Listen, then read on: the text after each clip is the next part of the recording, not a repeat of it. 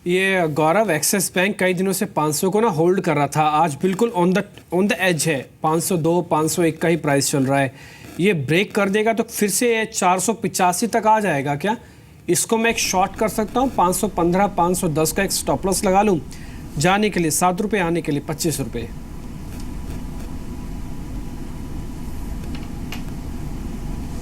यहाँ पे तो मैं नहीं कहूँगा कि काफ़ी बार हमने देखा है कि बाउंस बैक देखने मिली है एक्सिस बैंक में 500 के करीब, तो एंटिसिपेट नहीं करना चाहिए। यहाँ पे आप बाय उसको सेल कीजिए 500 के नीचे, तब आपका जो स्टॉप लॉस होगा वो 505 का होगा और आपको टारगेट 485 से 490 के बीच में देखने मिल सकता है।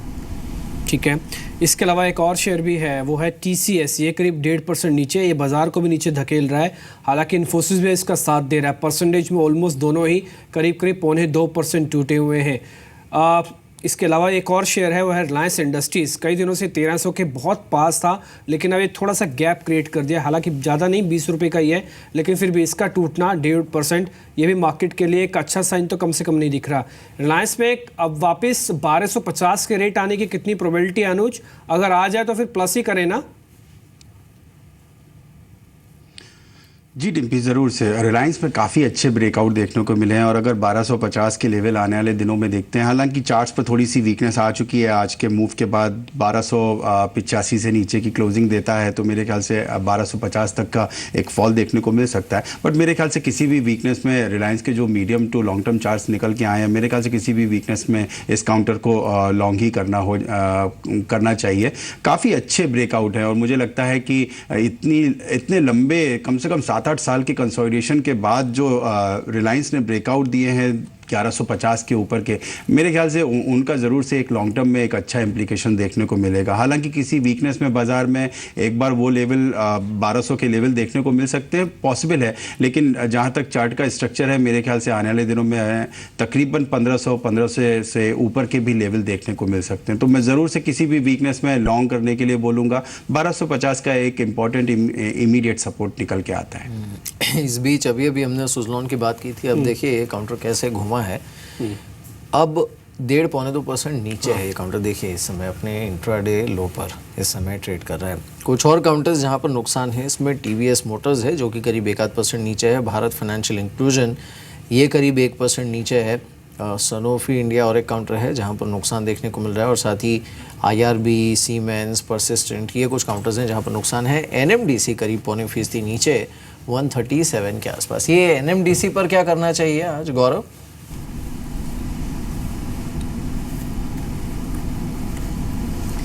देखिए इसमें बहुत अग्रेसिव को पोजीशंस खास ऐसे बन नहीं रही है, लेकिन आपको अगर प्रीएम्प्टिव शॉर्ट्स चाहिए तो आप बना सकते हैं। यहाँ पे 140 के स्टॉप लॉस से नीचे में 134 133 के लेवल आपको देखने मिल सकते हैं। अगेन बहुत अग्रेसिवली मैं नहीं कह रहा हूँ, यहाँ पे मल्टीपल सपोर्ट्स नीचे लेवल्स पे हैं और बहुत अग्रेसिव पोजीशंस बनी भी नहीं है, तो वोलेटाइल रह सकता है। लेकिन अगर पोजीशन बनानी है तो आप वैसे मंदी की बना सकते हैं। वैसे आपके रिकमेंडेशन क्या गौरव? आप क्या सजेस्ट कर रहे हैं मार्केट के अंदर, कौन से शेयर प्लस या शॉर्ट किए जा सकते हैं?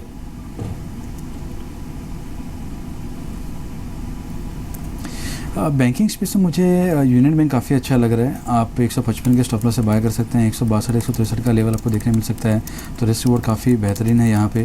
तो एक वो है, काफ़ी अच्छा लग रहा है। दूसरा अगर बात की जाए तो क्यूमिंस इंडिया, जिससे मैंने बात किया, 914 के ऊपर आता है तो आप उसको बाय कर सकते हैं।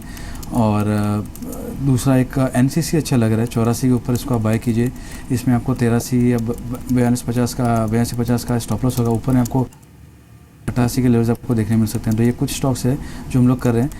अग्रेसिवली कैरी फॉरवर्ड करने के लिए नहीं कह रहे हैं, लेकिन हाँ थोड़ा बहुत अच्छा लग रहा है। और फार्मा में एक डिवीज़ हमने निचले लेवल से बाय किया है, तो थोड़ी भी अगर डिप अगर आपको मिलती है टुवर्ड्स दी एंड डिवीज़ में, तो आप उसको ज़रूर बाय कर सकते हैं। जो भी आप शेयर दे रहे हैं सभी के सभी निचले स्तरों से एक अच्छा पुल बैक भी दिखा रहे हैं, और ज़्यादातर के चार्ट्स यू शेप्ड है। इसका मतलब ये कहीं ना कहीं एक स्ट्रॉन्ग मूव दिखाएंगे। आप डिवी स्लैब को देख सकते हैं, NCC जो भी रिकमेंडेशन के तौर पे गौरव ने दिया है, यहाँ पे एक नज़र रखें। यूनियन बैंक भी है उनकी लिस्ट में। अगर मिड कैप बैंकिंग में आपको शेयर ढूंढना चाहते हैं तो यूनियन बैंक करीब 3.5 रुपये ऊपर है, ये चल सकता है। आज छोटी इंफ्रा कंपनीज फिर से चली हैं। आज 7वां दिन होगा मेरे को हर रोज़ यही बताते हुए कि आपके सामने जो इंफ्रा कंपनीज़ हैं इनमें आप ज़रूर ध्यान रखिए। आज ARSS इंफ्रा करीब 11% ऊपर है। इसके अलावा एक और शेयर है MEP इंफ्रा, ये करीब 7% ऊपर है। इसके अलावा कुछ एक और शेयर भी अगर आप देखेंगे तो उसमें आपको देखिएगा रैम की इंफ्रा, ये तो ऑलमोस्ट सर्किट पे ही आके लॉक हो गया अब 20% के सर्किट पे। कोई ऐसा ही शेयर आपको समझ में आ रहा है अनुज जो इंफ्रा स्पेस से हो और जिसकी वैल्यूएशन ठीक हो, चार्ट अच्छा हो? डिम्पी, मेरे ख्याल से आईआरबी इंफ्रा के अंदर ज़रूर से एक दिखता है कि अगर आने वाले दिनों में वो 235-230 के जो सपोर्ट्स हैं उनको सस्टेन करता है तो एक अच्छा मूव देखने को मिल सकता है जो तकरीबन 265 तक के लिए एक्सटेंड हो सकता है। तो मैं आईआरबी इंफ्रा ज़रूर से सजेस्ट करना चाहूँगा। हालांकि थोड़ी वीकनेस पिछले 2-3 दिनों में देखने को मिली है, बट वही एक गैप एरिया था, मेरे ख्याल से वो गैप एरिया आज फिल होता है 240 के लेवल्स के आसपास। तो यहाँ पर 230 से नीचे, 235 से नीचे के स्टॉप लॉस के साथ आईआरबी इंफ्रा को लॉन्ग कर सकते हैं। इनिशियल टारगेट तकरीबन 265। चलिए, इस बीच करीब 11 मिनट का समय बाकी है मार्केट बंद होने में। एक बार जल्दी से देख लेते हैं जो कैश के गेनर्स हैं उसमें और कुछ काउंटर्स पर क्या स्ट्रेंथ बढ़ी है। एडवांस एंजाइम्स को एक बार देखिए, काउंटर अब 14% ऊपर इस समय ट्रेड कर रहा है। 2000 के लेवल को इसने क्रॉस किया है। हालांकि लंबी चार्ट हिस्ट्री तो नहीं है इसके, लेकिन आज काफ़ी अच्छी स्ट्रेंथ दिखा रहा है। आईटीआई और एक काउंटर है जो कि करीब 8.5% ऊपर इस समय ट्रेड कर रहा है। यूकल फ्यूल और एक काउंटर है जो कि करीब 7% ऊपर इस समय ट्रेड कर रहा है। एडवांस एंजाइम्स पर Anuj, from whatever history is available, आप क्या कोई ट्रेंड देख रहे हैं क्या? देखिए, 1920 के ऊपर के ब्रेकआउट देखने को मिले हैं जो एक इम्पॉर्टेंट रेजिस्टेंसेस बन के आ रहे थे, और ये जो मूव आया हुआ है ये आज के ही दिन में आया हुआ है। तो यहाँ पर ज़रूर से थोड़ा बिकवाली का माहौल देखने को मिलेगा तकरीबन 2000 के लेवल के आसपास। एक बार ये लेवल नेगोशिएट होते हैं तो आपको इनिशियली तकरीबन 2100 तकरीबन 2200 तक के टारगेट देखने को मिल सकते हैं जो काफ़ी इंपॉर्टेंट रेजिस्टेंस रहेंगे। तो आज के मूव में काफ़ी कुछ कैप्चर हो चुका है अब ट्रेंड के लिए मेरे ख्याल से, लेकिन आने वाले समय में थोड़ी और तेज़ी देखने को मिल सकती है तकरीबन 2200 के स्तर के लिए। हालांकि अब मुझे लगता है कि आज के मूव के बाद एक कंसोलिडेशन देखने को मिल सकता है कुछ दिनों का, और उसके बाद फिर से एक अप ट्रेंड चालू होगा जो 2200 के लिए टारगेट करेगा। ठीक है, जरा गौरव दो शेयर देखिए, एक तो कावेरी सीड है और दूसरा ग्रासिम है। ये पुल बैक किस में ज़्यादा स्ट्रांग दिखता है, कावेरी सीड में या फिर ग्रासिम में?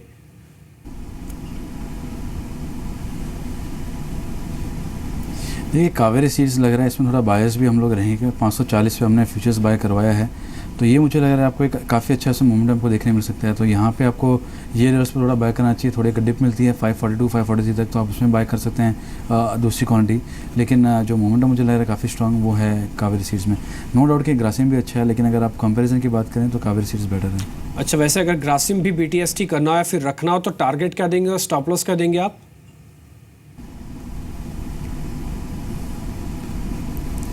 मैं BTST सलाह नहीं दूंगा। 1070 के ऊपर आप बाय कीजिए ग्रासिम को। BTST अगर करना है या आपको इंट्राडे करना है, जब भी पोजीशन लेनी है, आपका स्टॉप लॉस जो होगा वो 1055 का होगा, और ऊपर में आपको 1100 के ऊपर के लेवल्स आपको देखने मिल सकते हैं। ठीक है, एक और शेयर है वो है स्मार्ट लिंक। अनुज, इसका चार्ट आप देखिए करीब 9% ऊपर है। ये स्मार्ट लिंक क्या BTST कैंडिडेट है या फिर इंट्राडे का ही प्ले था? जो हुआ सो आज ही हुआ। हालांकि उनके आज सुबह खबर थी ये कुछ बिजनेस को रिस्ट्रक्चर करना चाहते हैं, इस वजह से एकदम से सडन स्पाइक सुबह ही मिल गया था। सिर्फ मेंटेन किया और कुछ नहीं किया।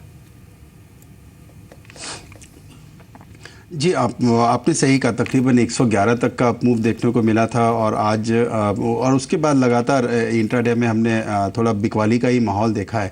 अभी भी जिस तरीके का स्ट्रक्चर बन के आ रहा है उसमें इनिशियल जो रेजिस्टेंसेस बने थे वो तकरीबन 110 112 के थे जो आज टेस्ट हो चुके हैं। मेरे ख्याल से मैं यहाँ पर BTST करने की तो सलाह नहीं दूंगा। किसी वीकनेस में मिलता है तो ये तकरीबन 100 रुपये 103 रुपये की रेंज में एक बार यहाँ पर लिया जा सकता है। आपको 95 से नीचे के स्टॉप लॉसेस रखने पड़ेंगे। अप साइड में अगर टारगेट्स की बात करें तो इनिशियली तकरीबन जो बनते हैं वो 111 112 के ही बनते हैं, जिनके ब्रेकआउट के बाद तकरीबन 122 तक का भी अप मूव देखने को मिल सकता है। बिल्कुल। इस बीच चलिए, हमारे साथ अब क्लोजिंग से पहले देवेन चौकसी भी जुड़ा है, उनसे एक बार बात कर लेते हैं। देवेन, सबसे पहले आइडिया की बात करते हैं। आइडिया इस समय इंट्राडे लो पर है, 14% ऊपर था एक समय, अब 10% नीचे है। यानी इंट्राडे टॉप से अगर आप देखें तो ऑलमोस्ट 25% नीचे। क्या सलाह होगी आपकी देवेन आइडिया पर? आई थिंक सलाह एक सिंपल है इसके अंदर। आई थिंक ये जो स्टॉक के अंदर स्पर्ट आता है, कोई भी कारण से स्पर्ट आता है, आई थिंक टेलीकम्युनिकेशन कंपनीज के अगले 2 साल का जो कारोबार मैं देखने जा रहा हूँ, with the changes in the business model, revenue model, at the same time higher requirement of investment, I think all put together मेरा ऐसा मानना है कि I think the company probably would struggle to perform in coming period. And given that situation, market के अंदर एक बार तो ऐसी मेरी सलाह रहेगी कि प्रॉफिट बुक करके आप अलग जगह पे इन्वेस्टमेंट करें. And maybe I think in the span of next 2 years, whenever you get an opportunity to buy at lower levels, I think re-enter. But currently, I should feel that I think I would be more comfortable booking profits and getting out of it. अच्छा देवेन, आपको market overbought तो नहीं लग रहा है ना?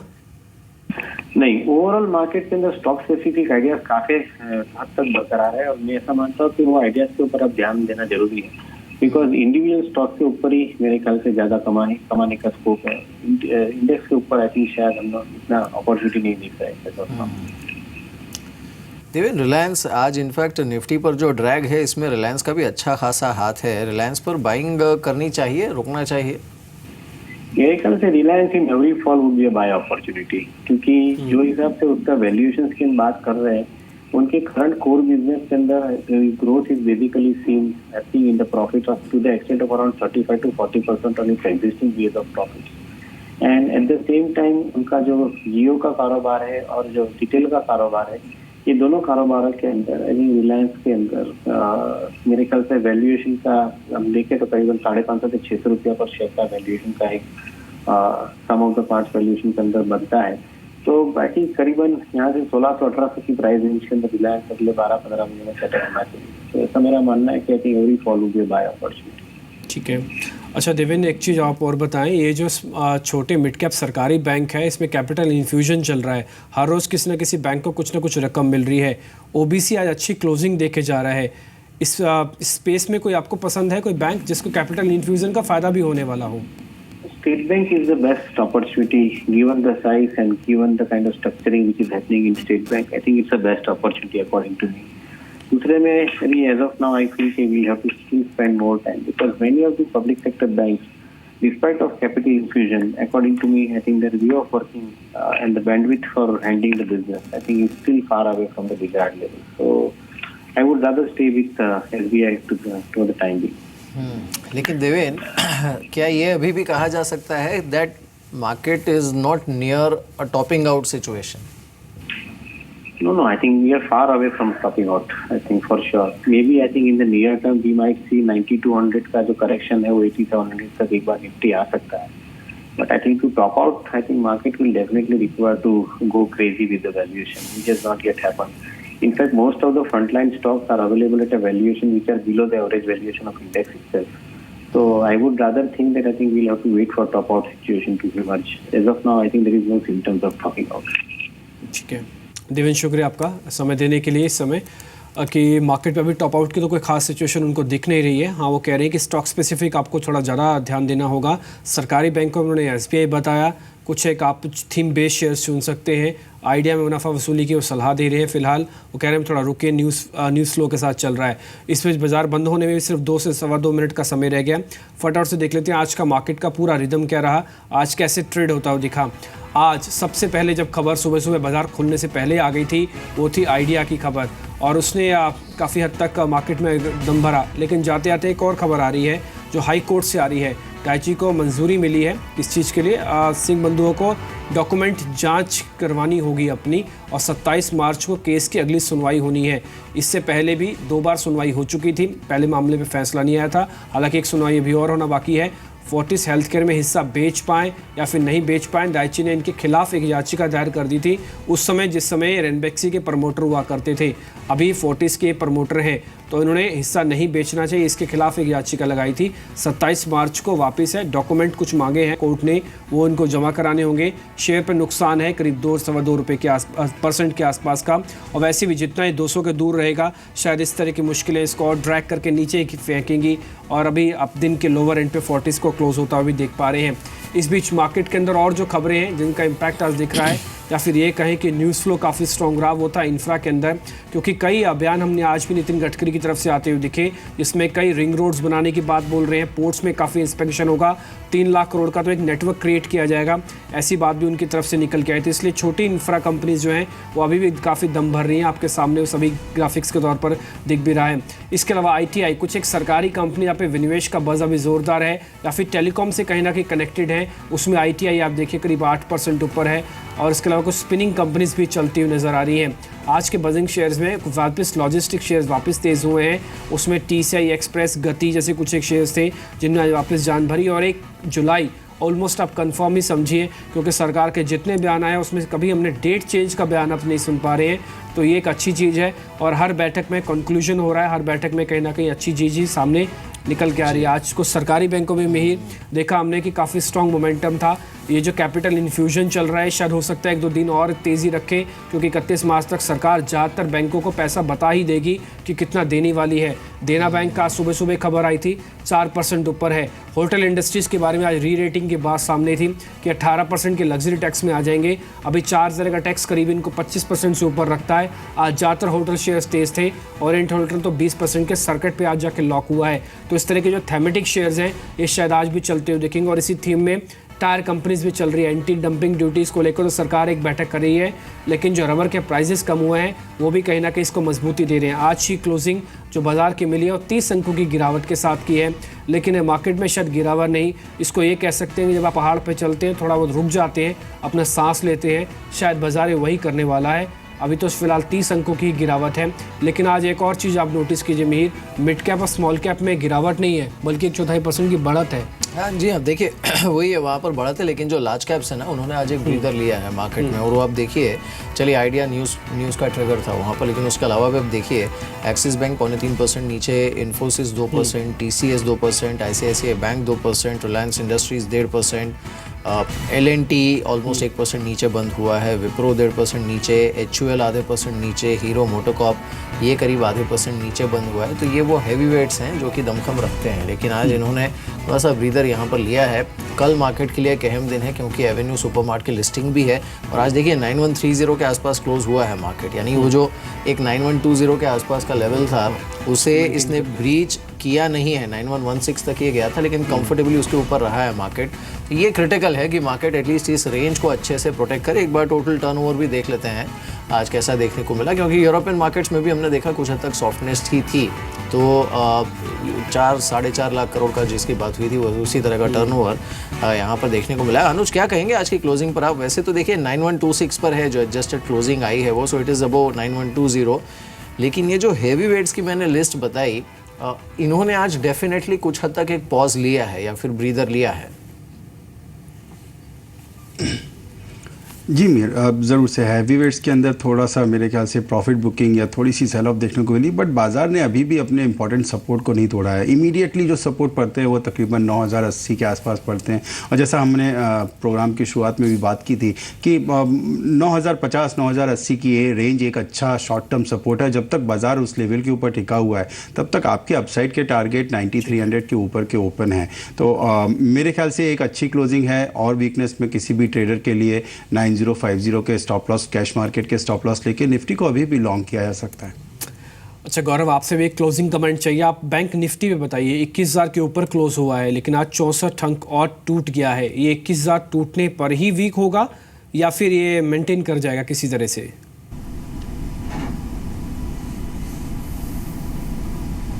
देखिए 21,000 का जो है वही सपोर्ट है, काफ़ी क्रूशियल है। 21,050 आप कह दीजिए प्रिसाइजली वही सपोर्ट है। मुझे लगता है यहाँ से और 200-300 पॉइंट एक बार ऊपर आपको दिखा सकता है बैंक निफ्टी। सस्टेन करे नहीं करे अलग बात है, लेकिन यहाँ से मैं मंदी नहीं कहूँगा। यहाँ पे मैं काउंटर कॉल लूँगा कि आप यहाँ पे बाय कीजिए, 50-60 पॉइंट से स्टॉप लॉस रखिए। ऊपर में 200-300 पॉइंट का आपको मुनाफा मिल सकता है।